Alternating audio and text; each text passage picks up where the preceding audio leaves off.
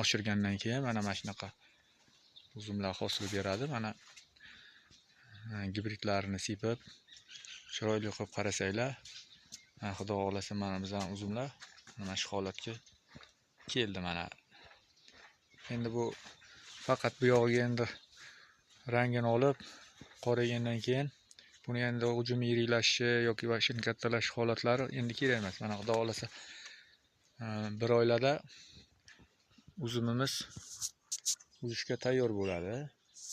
Chilla chiqishiga 5-avgustga xudo xohlasa tayyor bo'ladi uzumimiz.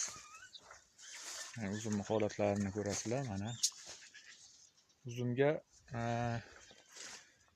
gibridni shu davcha bo'lishidan oldin miqdorini 25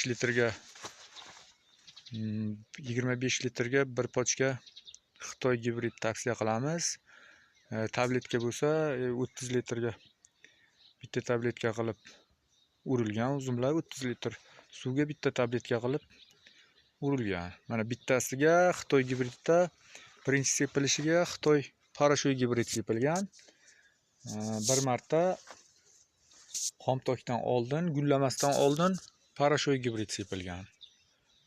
20 litrga bir pochkadan qilib sepilgan. Keyin o'sha chopondan tushish, davcha holatiga o'tish paytida tabletka gibriddan 20 litr suvga bittadan tabletka qilib sepilgan. Mana holati.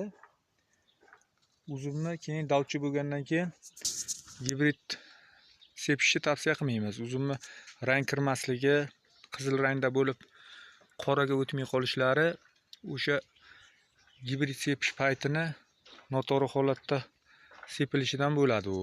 Bu narsalarni amalda sepib ko'rganmiz. Donlari yiriklashmay qoldi. Yana bitta sepsam yiriklashadi deb sepganlarimizda shu rang kirmay uzumni rivojlanish holatiga salbiy ta'sir ko'rsatgan o'sha sepgan paytlarimiz.